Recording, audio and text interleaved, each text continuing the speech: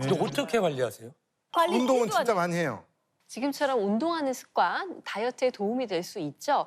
그런데 단순히 운동만 열심히 한다고 해서 이 내장 지방이 쑥쑥 빠지는 건 아닙니다.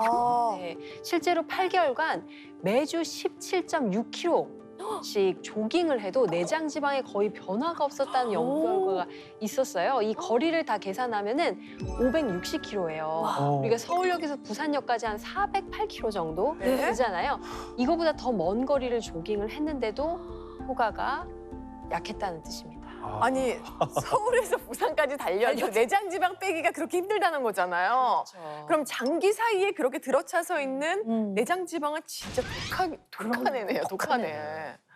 그런데 김정현 씨가 정말 똑똑하게 잘하신 게 있죠. 네, 내장 지방을 줄이기 위해서 락토페린을 선택하고 드신 겁니다. 이 락토페린은요, 내장 지방, 이 지방의 생성을 유도하는 유전자 발현을 억제해서 내장 지방을 감소시키고 또 지방 세포 안에 지방이 축적되는 것을 억제한다는 연구 결과도 있습니다. 아니 아까 뭐 김정은 씨도 본인도 락토페린 드시면서 이제 남편에게 다이어트도 이제 추천하시고 추천해 주셨는데 이 락토페린이 정확히 어떤 건가요? 네, 락토페린은 1939년 덴마크 한 과학자에 의해서 발견됐는데요. 이 락토라는 게 우유라는 뜻이고요. 이 페린이라는 건 철분이라는 뜻이에요. 그래서 이것이 합성어로 이제 락토페린이 되는 건데 살짝 붉은빛을 띠기 때문에 우유에서 추출한 핑크 다이아몬드라고도 불립니다. 우유에서. 주로 사람의 초유와 갓 출산한 젖소의 초유에서 추출되는 중요한 성분이고요. 1리터당 사람의 초유에는 약 7mg밖에 함유되어 있지 않고요.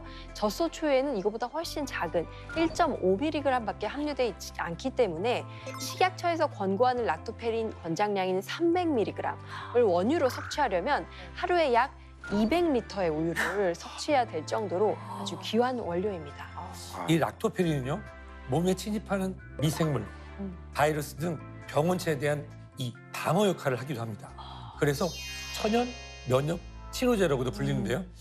그런데 이 락토페린은요, 주로 소화기, 호흡기 및 이 생식기 점막에서 병원체에 대한 감염을 막아주기 때문에 우리 몸을 지키는 첫 번째 방어선의 역할을 한다고도 알려져 있습니다.